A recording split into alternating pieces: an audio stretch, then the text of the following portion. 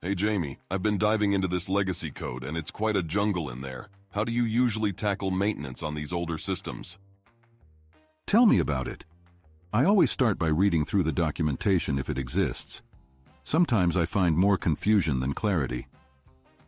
I found a function named calculate values that has no comments and does about 5 different things. I have no clue how it's working. That's a classic case of spaghetti code. I often try to refactor sections in small chunks to avoid breaking everything at once. Have you tried that? I've been thinking about it. I just worry about introducing new bugs while trying to clean it up. That's a valid concern.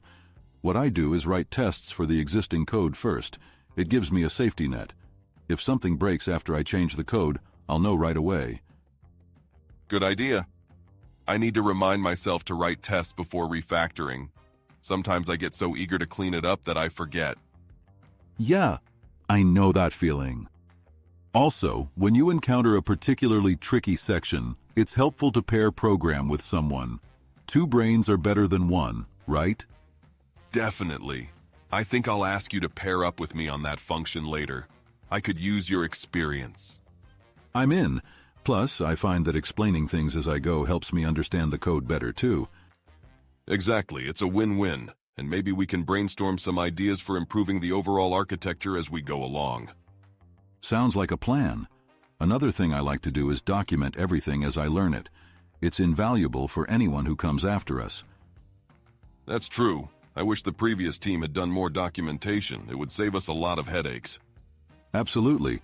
Keeping a change log is also crucial. It helps track what modifications were made and why. Agreed. I'll set up a shared document where we can log our findings and changes.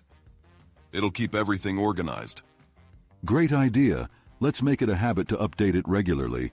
That way, it can serve as a reference for the team moving forward. Perfect. I feel better tackling this legacy code with a plan now. Thanks for the tips, Jamie.